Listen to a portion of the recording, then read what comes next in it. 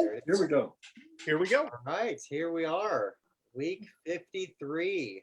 And what a beautiful week it is. Warmer weather and beautiful poppies coming out at the winery, and just a gorgeous day today. So we've got a wonderful lineup of amazing people on with us today. We got our owner, Dr. Richard Becker, and Dr. Joseph Becker. We've got our general manager, Bret Perrenoud, and then our glorious winemaker, Jon Leahy, and myself, Bobby Totten, assistant tasting room manager here at Becker Vineyards.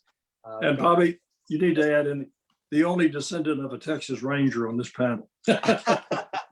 It's true. There you go. We represent the Texas Rangers well here. So, all right. So we're going to turn this over and speak about some great rosés today, and let's have some fun together. Thanks, Bobby, for that wonderful introduction. Doc, Joe, Bret.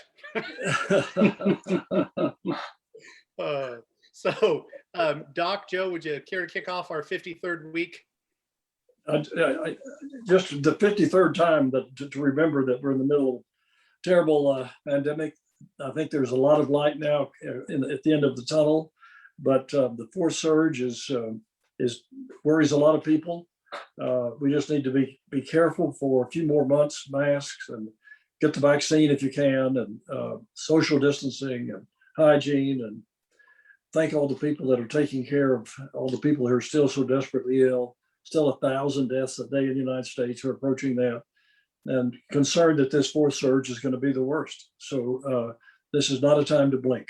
And Joe, would you add to that? I would. I would just say that I think I'm probably guilty of what a lot of people are feeling, even as a physician, that things look brighter. Maybe we could be a little free. I feel lucky to be outside with my children doing sports again, and but at the same time, there's some more positive tests at my children's school. A few more people that I know that have passed away from this. So I agree with that. Just everybody, please continue to be safe, and I hope that we can provide some kind of respite with a nice glass of wine once a week, and a cheery panel. I would maybe inglorious is a better word for John, but. That was a movie. Yes, it was. Oh, yes. Okay. Inglorious what again? No. So that's right.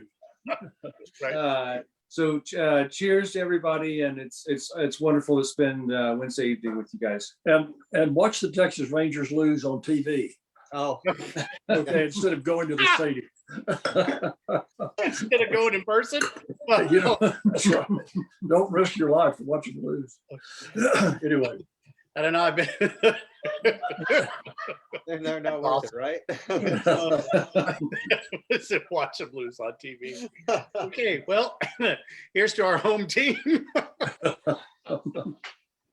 So Bobby, why don't you kick us off this week with the 17 Saigné? So this Saigné is, I think, probably been my favorite rosé that we've released here. This one, just that jamminess, that deep fruit, bright fruits. I just really dig this. I mean, just that bright cranberry nose is still really poignant right there. Just hits you right in the face. Yeah.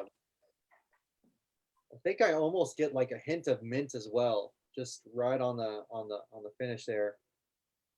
Beautiful floral notes. I agree, Bobby. Yeah, there is mint. That's what happened to it.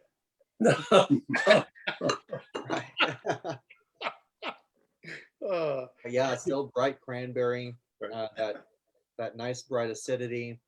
I don't know if this saw any oak time as well. Did it see a little bit of oak or just straight stainless steel? Yeah, actually, no. I think one of the components on this one actually was in oak. But it was not new oak. It was all neutral. Yeah. Right. I'm pulling up the, and again, another shout out to my most wonderful coworker, Rachel, for keeping us all in the loop here with these wonderful tech sheets that she keeps sending. because for some reason on Wednesdays, I forget to do tech sheets. I'm leaving to get this set up, and all of a sudden this email comes in. Yet again, here they are. Yeah, so the Saigné, yeah, it had oak. It had, oh no, I take that back, Bobby. According to the tech sheet, it was 100% tank. 100% tank. Yeah, yeah. Nice. No, It's funny. It's funny that that report that she shows a tank that's neutral. Go Right. figure. Yeah. I think one thing I would throw into while you guys are looking at your tech sheets, just to give some overview here. I also have to say really quickly, because I know Dad went to Baylor, right? That We sped up. a shout out to the Baylor Bears basketball team. But anyway, so Why? I have some good friends that went there. Oh, okay. So my brother's a women's basketball coach. That's right. So we have 3 different style rosés tonight, just for everyone to think about. Obviously, we'll spend more time talking about each, and it's sort of an interesting journey through how our rosé program has evolved over time. So that the first one that we're having is our Saigné, and we've talked about what Saigné means several times on this tasting, but just to remind people that this is the, Saigné is the French word to bleed. And this is a method of extracting of juice off of the freshly pressed grapes when they come in, literally to bleed the juice off, so that the wine that's left behind gets more skin concentration, more fruit quality, and then you're left with also some beautiful juice that we could use to make a rosé. And then we'll have our Jolie, which we'll talk about, and then finally finish with our Provencal, which was our kind of the original idea we have for our rosé when we get there. Yeah, so I have a quick question directed towards Doc. Doc, so does your diploma, does that say Republic of Texas or? No, gosh, John, I think it was still, was it before the Louisiana, Mexico? Yeah. Yeah. So it's written in French then. Let's see who's got the grayest hair here, John. That would be me, buddy. Laissez la volta rouler, huh? So Bret, we're going to draw you into this chaos to give us a little even keeledness. So Well, I love these 3 rosés, and I had somebody ask me, well, don't you think if you're trying these side by side, they're all going to taste the same? And I said, no, absolutely not. I don't think they taste close to the same, and that's the point. If we let these blends become blended too much, and trust me, these are big blends, but they have a lot of different components in them. From pretty much, I think you're going to try grapes from every one of our vineyards that we buy from and that we grow grapes on our own, and I think that they're very unique and distinct because of the way you guys divide them up as the different lots come in the winery, and you're dividing by flavor profile. Then you kind of go at it in a way that really shows each one of them off in a very neat way. And I think that they're very different, and I like all of them. I think that, with it being almost 90 degrees today, these are the wines that I would be drinking if I was sitting on my porch at the house this evening, and they're just fun, and I'm excited to get to try them side by side, so that we kind of knock the misnomer that all of our wines taste the same, right? They don't. John, can I ask you a question? Because I was trying to remember when you first, when we created our first Saigné, and I was that about 14, 15, and did when you bled, so quote unquote bled the juice off at the time, were you thinking to make a rosé? Were you just out of curiosity? are you leading me down the primrose path, Joe? I'm leading you down, yes, of course. This is awesome. No, Dr. Becker, I was not planning on making a rosé until your father tasted the tank. Yeah, no, actually, it was the Saigné. So we had the Saigné is the 3rd rosé we made. The first one's Provencal, the second was Jolie, and the 3rd was Saigné. So in that order of creation, you know, the Provencal program was in place when I joined the team in 2012. And then it was, I believe it was 2014, Brett, or was it 15 for the Jolie? And then it was the next year for the Saigné. I think the Jolie was in 15 or 16. Okay. So yeah, so it must have been, the Saigné must have, 17 was the first 15. year then. Yeah. And that was the year with if we remember, 2017, very abundant harvest. And we had been bleeding off several tanks and putting the juice into one. And I was in the middle of this elongated discussion with our general manager, Bret, about the glories of either keeping or getting rid of the bleed off juice that we did not at that point in time have a designated property for or SKU. So in the middle of this, Rachel comes to me and said, you know that 3,800 gallons of juice that you're holding at cold temperature? And I'm like, yeah. She goes, it's almost done fermenting. So it was a wild ferment. At 38 degrees, it fermented. So it was some Chernobyl yeast that got in. And it, of course, because most of this juice was from very beautifully fed vineyards. I mean, it had enough nutrient in there to go through without creating any issues, which inevitably the one thing you don't want to do is what's going to happen in a winery. I didn't want to ferment that juice, so that juice fermented. And we let it settle. We're like, okay, well, we fermented it. We had no plan to do it that way. Then I'm not joking. I think it was less than 2 weeks later, that Doc came in and just randomly tried this juice and said, we should bottle this. And I was just like, oh yeah. And he's like, no, this is a good wine. This is going to be a great wine. The other thing about it was that it actually did fairly well in awards season, which just was kind of funny. Like, really? You know, John, I actually remember, I think we should mention the awards, but I actually remember that I was down in the library and you brought me a glass of rosé and you said, I want you to try this. I tried it. I said, it's really good. And he said, well, it's in tank, but don't tell your father about it yet. Exactly. There, which you know, the winery, the best kept secret in the world. That's right. Yeah, absolutely. No, I think you were teasing at the time, but yeah. Yeah, well, you know, it was funny. It was a nice happenstance. Of course, it also speaks to the fact that we have protocols in place taking care of everything the way it needs to be taken care of.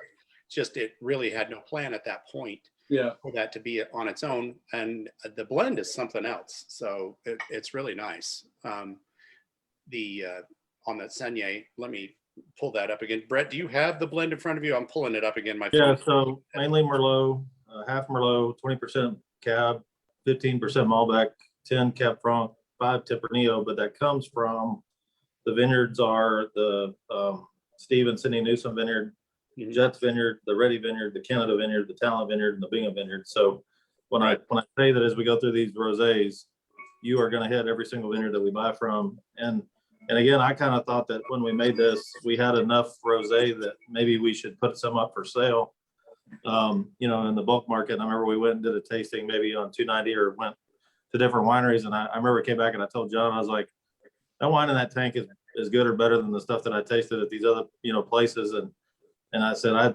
agree with what the, you know, going after this to make the third rosé, and then the rest kind of just came together. But yeah, and it's held up beautifully. I mean, it is 2017 rosé, and it's still a beautiful drinking wine right now. We don't have very much left of it, but it's. Yeah, we need to look at making another one, I think. Yes. Maybe we should get some grapes this year. Yeah, right. Yeah. Oh my goodness. Right. Whoop, sorry, that was me interrupting. Huh? All right, I'm trying to look here at any of the questions. Oh, Bobby, absolutely. A nice lady from Amarillo named Ms. Hall agrees with you that it's not a favorite. Then nope, I don't see that we have anything, though. We've had some really good support here, and I would like to shout out to Miss Deanne, who came by with her husband Mike to visit the winery today. Wonderful folks. So we got to see the the parents of the farmhouse crew came by today, so it was very nice to see everyone. Oh, nice. Good. Anything else anybody wants to add about the Saigné before we move over to the Jolie? So when we do like the Saigné process, do you extend the time the juice is on skin past that trek from the high plains down here? Let it be in the tank for a little bit longer, like the next day or so, or just within that like 6 to 7 hour period? Well, yeah, no, that's a great question, Bobby. So really, when you're doing direct press, we'll take them out immediately when they get here and press the juice away. With the Saigné, we start bleeding the tank as soon as we start processing. Right. I've been known to Saigné up to 2 days after it's been in tank, but those under special conditions. But we also use biologic for antioxidation. So it's a particular type of yeast that battles oxidation, as well as the formation of chalecara and a couple of the wild little yeasties and beasties that like to start the ferment on the grapes. So we use a really nice all natural control for that. So that actually helps preserve the oxidation, or prevent the oxidation rather, and preserve the color that we're looking for. So we do take it away if it gets down. Yeah, and I think too that one of the things the reason why you're doing that too is because when they pick up there, they usually start at like midnight.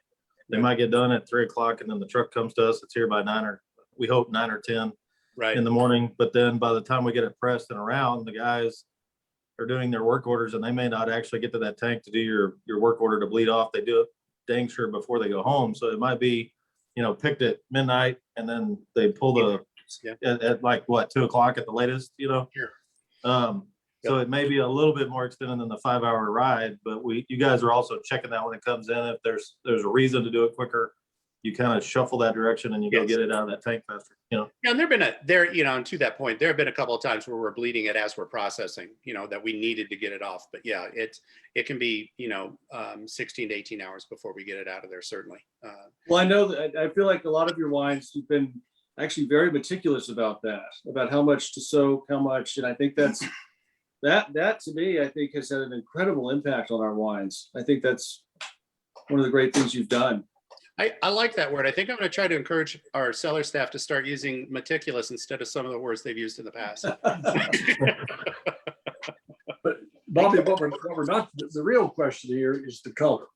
And so there's a little debate among our staff about whether we should have what the French call salmon, right, or we should have what John likes, which I call cherry bomb. So when he says our staff, he means him, Sam. Who wrote that song, Cherry Bomb? Who wrote that? Yeah. We should put together a bus called the Cherry Bomb. No. That's a good idea. I think they've tried to come out to our winery. So there is a question, Joe. I'm going to direct this to you. All right. The correct enunciation for Saigné. Saigné. It's really Saigné. Saigné. Saigné. It's yeah. All right. So Gary, there is your answer. Hopefully that will help.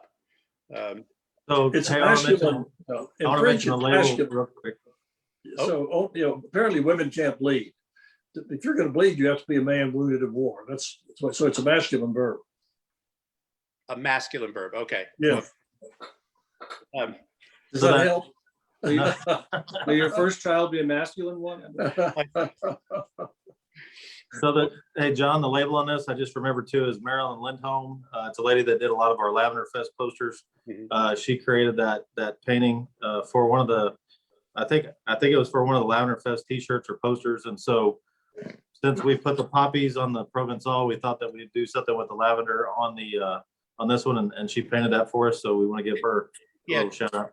And she did some cards too, didn't she? Yeah. So the cards, and we have the prints that she made at our tasting rooms. I think there's a lot more of them at Main Street right now than there are here, but she did a great job coming out and just kind of sketching things, even though this picture is of a lavender field that may look like it's in the mountains versus at the winery. But the one that she did that was our rendition here has always been great. I think we have at least 5 or 6 of her different images that she painted for our Lavender Fest posters and stuff. that Chris got her to do. But she was very excited. I think she called crying that she made a label. So that was pretty cool. And so did you give her a 20% discount on the bottles? I think we gave her a case. I think we gave her a case of wine and told her thank you for the use of her fine art. Absolutely. So Joe, the answer to your question, sir, is John Mellencamp. Provided by a wonderful person by the name of Jody Castle. He's watching us. All right, so on to the Jolie. If you want to grab your glasses and join along with a swirl, a sniff, and a taste. I just love the Jolie wine, so we'll leave it there. Okay, Doc, you have to lead this off. You and Joe both have to tell us the story of Jolie. Well, Jolie was really Bunny's idea. She wanted to call it Jolie, and she actually took French at the University of Texas. And Joe speaks it, and I fake it. And so she designed this label with the idea of how she wanted a scripted Jolie, and we thought sort of an engraved bottle, and they did a nice job following up on that. But it sort of means nice or happy or movie star, something like that. Beautiful, pretty,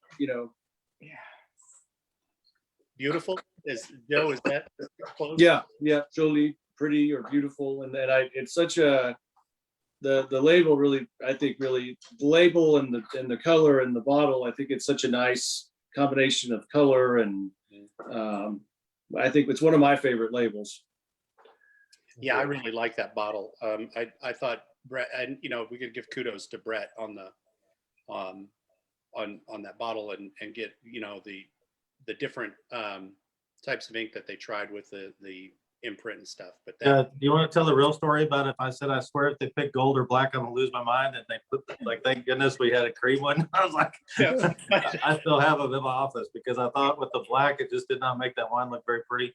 Right. And then we had our signature gold put on that label, and that cream when it got here, I think, and we filled it up.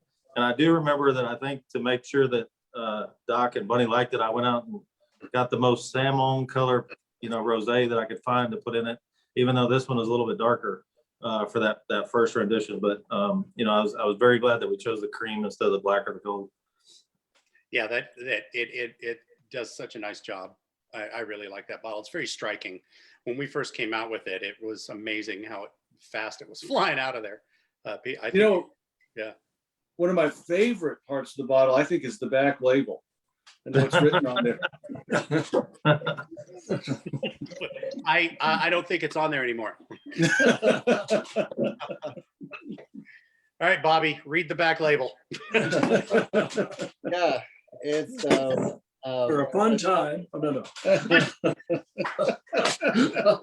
Sometimes you want to dance in a fountain. Read the whole thing in context. Jolie, because sometimes you want to dance in a fountain and sometimes you just want to watch the sunset. So this dry Texas rosé is filled with floral notes of strawberry, peach, and violet, a perfect wine for all of life's occasions. And now we know why we don't ask John to write the back of the wine label in the middle of harvest. But that could go on your tombstone. Yeah. And if I keep being the smart aleck I am, it'll go on there sooner rather than later. This is why we don't have a fountain on the property. Yeah. That's right, Bobby.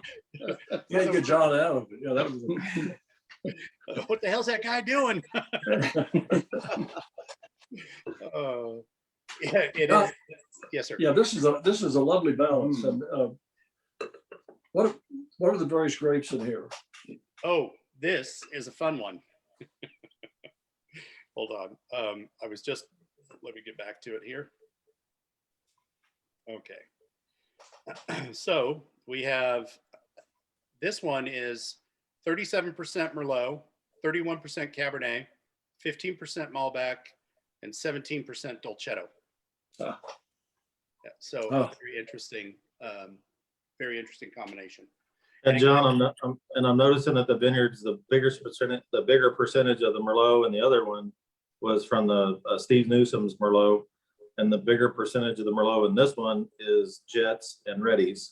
Mhm. And again, you're sitting there going, if you tried those vineyards, if you try their cab or if you try their malt, any of them, it all tastes so different. I think that's part of the cool part about this that I was talking to you about earlier. Oh, yeah, absolutely. And that's the beautiful thing about rosé too, is we do get some of those nice red fruit components that you can start to see through what those red wines are going to produce. 17. This has the one component of Dolcetto that the other one did not. And again, I think that being 17% brings a lot to the party as far as the fruit notes that we're getting and all that kind of stuff. Yeah. Right. So since it's an all male panel tonight and we're doing rosé, can we call it a brosé panel? Rosé. Rosé all day. Rosé all day, dude. I think this is not the best story, but I think my mom once sold a couple of bottles of Provencal to a couple guys who come up and were standing around waiting for their girlfriends to get something. And mom said, "What are you all up to?" They said, "Well, we're going to go we're going to go tubing tomorrow on the river." And mom said, if you buy some rosé and take it on the river, you'll be the only two boyfriends who brought wine. And they immediately leaned forward and brought 2 bottles of rosé. That's awesome. Way to Know go. your audience. That's great. Well, so everybody's opinion. I'm sorry. I think we skipped. Who did we skip on the Jolie so far? Bobby, have you given your opinion? Oh, I think it's so great. I mean, just that bright, crisp note on the front, and get that strawberry on the finish. Yes. Melon characteristic in there as well. Just really wonderful. And every time that we serve this, which is the complimentary sample in the tasting room, every time we serve this, people that was great. I had to pick up my phone. I dropped it. I didn't want it to just suddenly disappear from the screen. Right, yeah. People always comment on the bottle how beautiful it is. So in Joe's case of saying how Jolie means beautiful, it is a statement of this wine that it's everybody enjoys it and thinks that is such a gorgeous bottle. So really enjoy this. And I told the story about this bottle the first time I think we tasted this, but when you're doing a new project, the label or the glass company sends you samples of glass, and they sent this one, and immediately this is the one that we picked.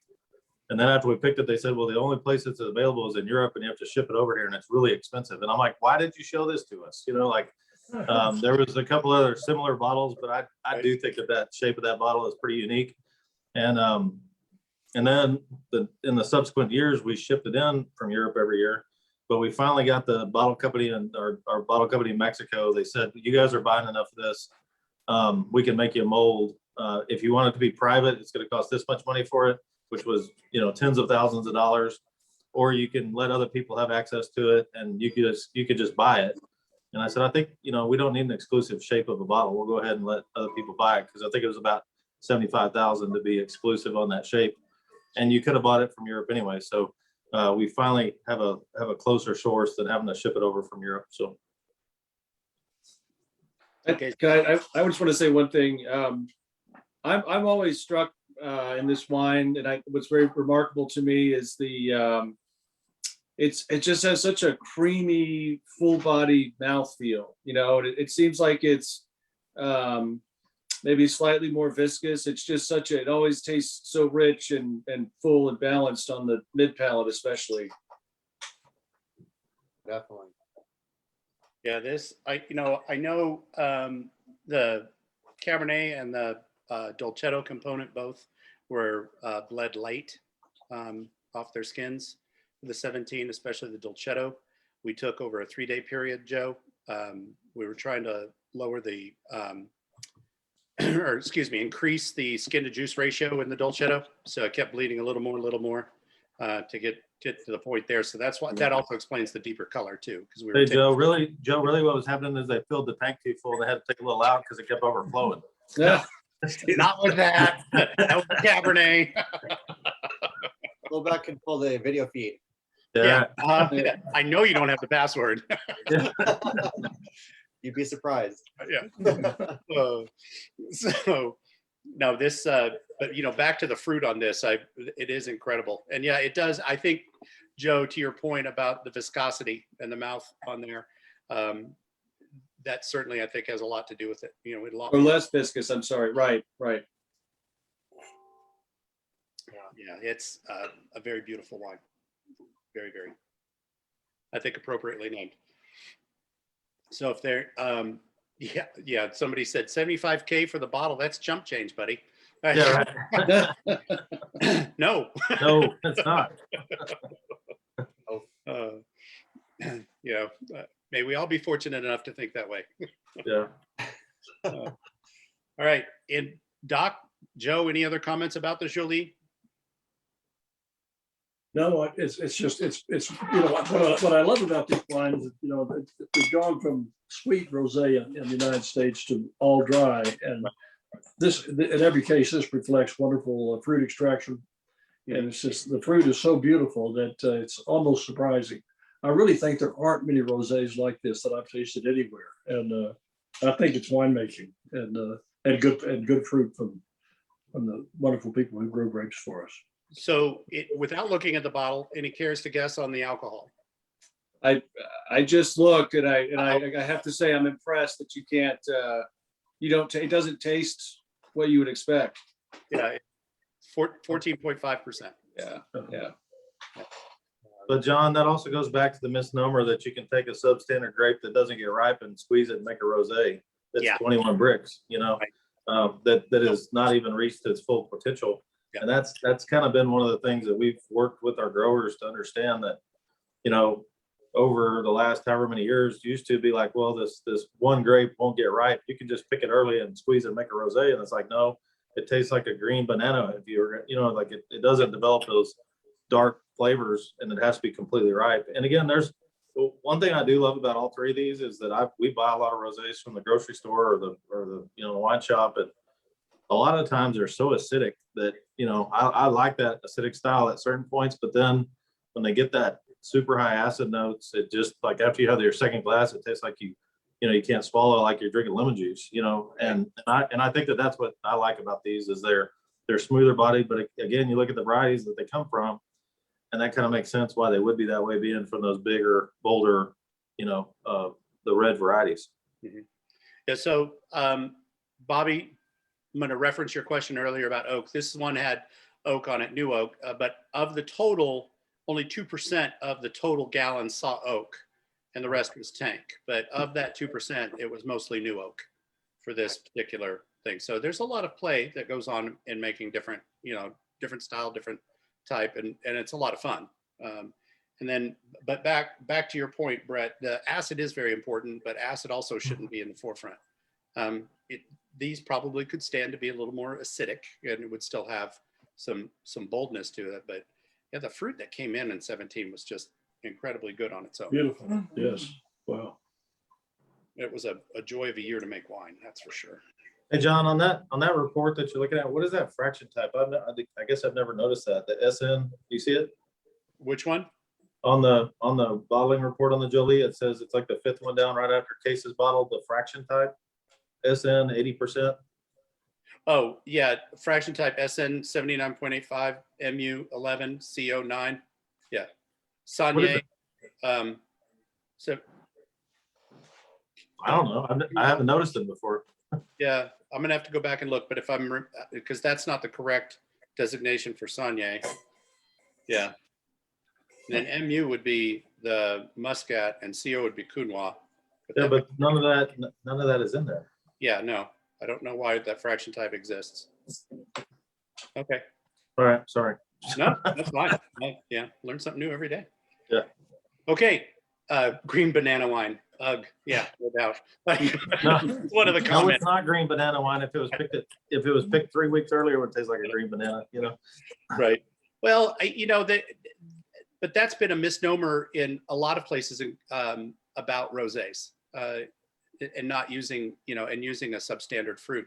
And I think that got confused with sparkling Méthode Champenoise, because we do pick the Chardonnay when it's about 17 or 18 bricks for Champagne. And that's proper. You want that acid bite, those, that cuvee flavor. You don't pick it at 26 bricks. But at the same time, you could certainly, I think when you start seeing phenolic development, regardless of sugar, that's when you should pick for what you want. I think it comes down to that one. 18. All right. Okay, so let us go on to the original Becker Rosé. And this one's the 2018 Provencal. And it's a bit deeper than Salmon, Doc, just the way you like it. I have to say I like it. It's beautiful. So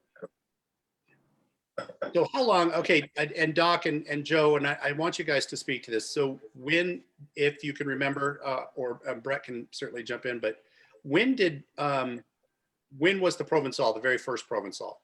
When did you develop your rosé program? I would say it was 18 years ago or 20. I mean, it was way back.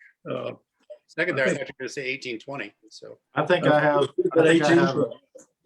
have a 99 Provencal Yeah. that's in my wine room that Chris probably got when she was bottling. That's I know for sure that one existed, and that's the farthest back I can prove, I guess, but that's my recollection. I was just to introduce this wine a little bit. One of the great people we've worked with in the Texas wine industry is Bobby Cox, and I noticed on his Facebook page the other night he had a beautiful bottle of Domaine Tempier, and I've always I think we were always inspired by the rosés from Bandol, and this is obviously what's there. But I'm just curious from your perspective, John, when you what are, as a winemaker, it's kind of a softball, but what are the great or rosés or styles that kind of influenced you early on as a winemaker? well, and here I'm going to butcher the province name, Taval. Okay. I'm not, you guys can tell me how to say it correctly. But and first of all, they use that incredibly long neck German style bottle, which I've always found very sexy for rosé. But I love any rosé that's basically based in Grenache or Tempranillo. Okay. Either one of those. And there are some really fantastic Iberian rosés too. The Perignon with Tempranillo and a little the Touriga Nacional that does very, very well. Here domestically, it's kind of funny because rosé went out of favor with a lot of people, so it was very hard to find. And I'm going to get a lot of interesting comments, I think, what I'm about to say. But Sutter Home started making a rosé called White Zinfandel a number of years ago. Now, it has become the favorite punching bag of the wine snob elite about the white Zins. When Sutter Home started making white Zins, Zinfandel almost was completely wiped out of North America, the vineyards, and that had been some of the original plantings. And Sutter Home wanted to make an inexpensive rosé for a program for national distribution, and there were some growers in I cannot remember, it's North Bay, but it was some of the lesser known areas like Yola County, that area around there. They grabbed all this old vine Zin and they made rosé out of it, and it was very, very popular. And every year they kept making more and more and more. Those first few years, those white Zins were dry. They were not sweet. They were fruit forward. They had that incredible bramble that Zinfandels were known for. And later on, they became slightly sweet and these large creatures. But when they first started that, it really inspired a lot of people. And because of that directly, you get a lot of folks that started trying to make rosés out of other varietals. Zinfandel certainly does well. Most of the Rhones do. I'm very surprised. I was always very anti making rosé out of Merlot or Cabernet until we tried it here at the correct ripeness level, and it did a very nice job. But I have to say, as far as Tempier, yes, the Baby Yacht, Joe, to speak to you, that that's always been a nice one. But Okay. I've got to say, I've actually preferred New World rosés overall. Thank you. And then, of course, growing up, my family always had Lancer's rosé at Thanksgiving. And who doesn't love that clay bottle? Not Franzia, right? No, Mr. Franzia did a nice job with his too. But Yeah. But John, I think it's important. Like I'm reading this blend, like you mentioned the Tempranillo. This one is 20% temp, 20% Mourvèdre, 15% Counois, 15 Malbec, 15 Cinsault, then 15 Viognier. So that blend sheet is completely different than those other two. Yep. Pretty good. Vineyards are Farmhouse, Talent, Becker, Ready, and that's it. There's a lot of, I mean, there's like 12 things listed under each one of them, but mainly Farmhouse, Talent, Ready, and Becker. Wow. There. And Matus, somebody added. So, Joe, do you like Matus? Joe just went to pick up a 9-year-old baseball player. So, Is he starting for the Rangers? not yet. Not yet. Not yet. A couple years down the road. Beverly wanted you to repeat the blend, Brett. Okay, so by variety, Tempranillo 20%, Mourvèdre 20%, Counois 15, Malbec 15, Cinsault 15, and Viognier 15. So lovely blend. Yes. And then the growers who grew those grapes were the Farmhouse Vineyards, Talent Vineyards, the Ready Vineyards, and then the Becker Estate Vineyard. And see, what did we? Yeah, because we had the Malbec. And this was from Petersbury. Yeah, and we have the Talent and the Ready Tempranillo in there. Both. Nice. Okay. So, what do you guys think? Lovely, I think. Brett, what do you like about the Provencal versus the others, or which one of these three? Let's go this way. Brett, which one of these three would you pick first? I'm not going to do it. I'm not going to tell you which one of my kids I like. That week. No. I really do think that, like, to me, the Provencal is a little lighter, but it's also a different vintage, so that's not maybe a fair comparison. But I like all three of them, and I think it would probably go back to kind of what you're eating that night or what you're having. And I think the Jolie can stand up to a little heavier food than maybe the Provencal would. That's just my opinion. And then the Saigné's kind of always, to me, been in the middle, but I know that we're going to try to maybe shift that to where maybe the Jolie becomes a direct press Grenache or something cool like that in the future. But we're working on a lot of different things on that side of it. But I literally cannot pick one. All right. Well, I'm really enamored with this Provencal, but I'm also, because I've been tasting this against the 20 that we're getting ready to bottle, which will be a very hintly light Salmon. Very light Salmon. Very, very light. So completely different and different style too. And that's the other fun thing, is to be able to change these up, according to the season, according to the year. Have that. So Bobby, what do you think of the Provencal? I'm digging this. I mean, how, like you were talking about the alcohol percentage earlier, this sitting at 14.7. I mean, it's just so balanced. I mean, the fruit, everything, it doesn't have that heat on it. It's just really nice and bright. And I mean, that I was thinking, it was crazy earlier tasting it, that I was like crazy thinking that there was peach coming through, but right, that Viognier that's in there, I think that kind of brings in that a little hint of peach. Yeah, and that Viognier actually bolsters the red fruit quality. It acts like almost like a flavor enhancer when we blend it in there. So there's a question from the audience. What is the oldest bottle of wine in your collection, and why haven't you opened it yet? So I think we can answer for Doc, and that was the bottle that Julius Caesar gave him for graduation. It's a special sentimental bottle for him, guys. Charlemagne. An amphora, John. It was an An amphora. amphora. Sorry. You had to be, kind of had to be there. Yeah. Oldest bottle of wine in your collection, Doc, and why haven't you opened it? Oh gosh, I think it was probably a 29 Clos de Vougeot. Mhm. I had several before wine prices became insane, Mhm. and that's among the best wine I ever tasted. But I opened it to taste it, yeah. But Yep. it was a great wine.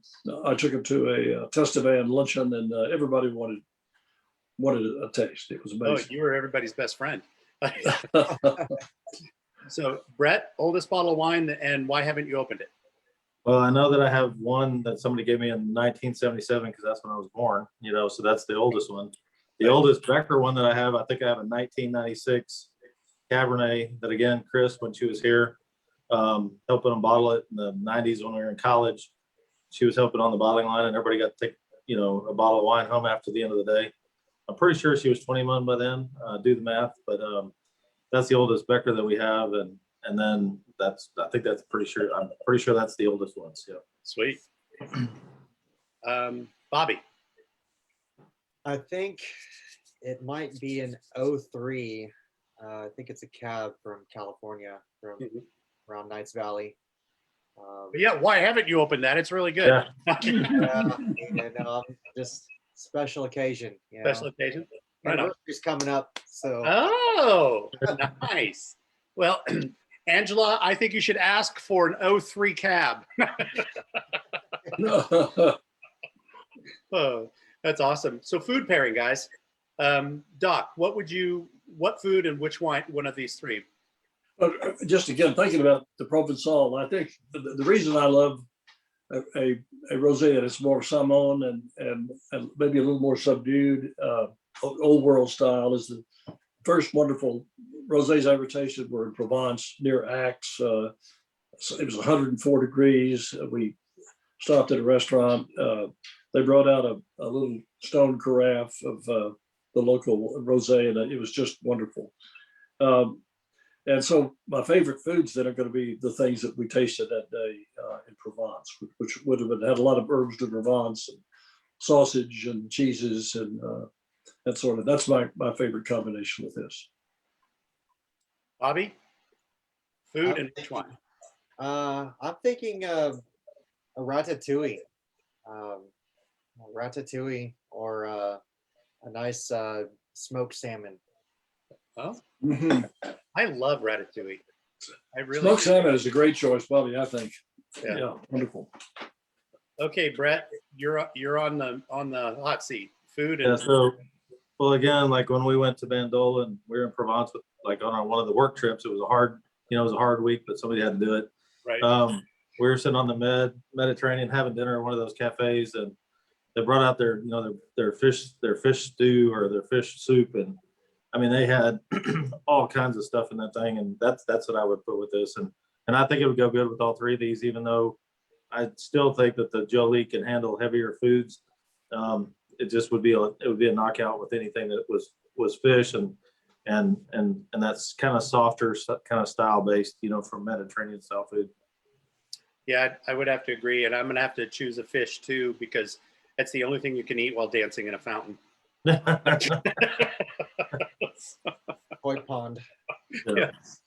So Bobby, what do we have on deck for next week?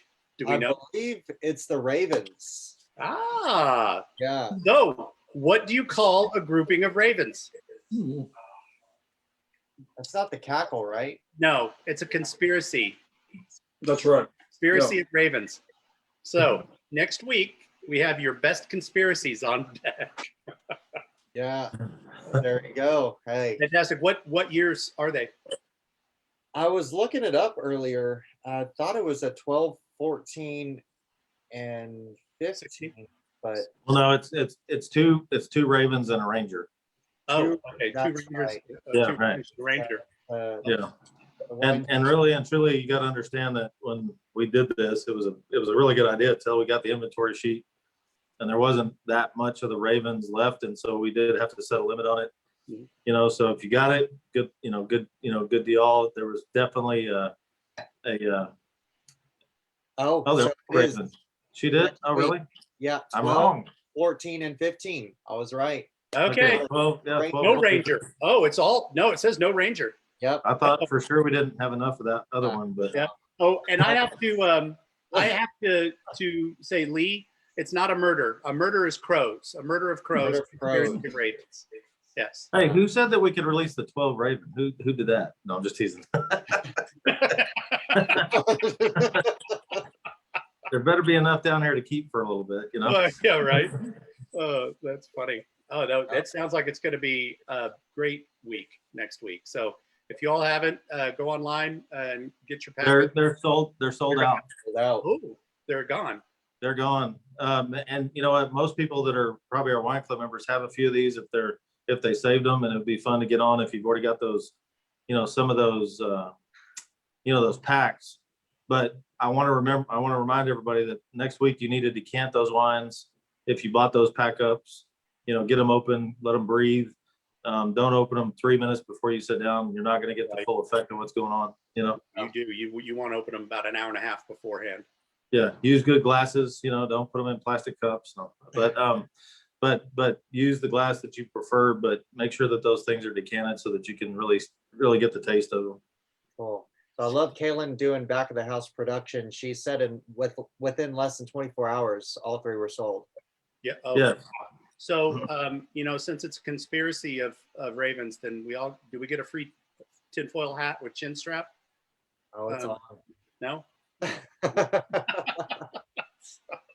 All right. Well, everyone, as always, thank you for taking the time to join us here for a glass of wine.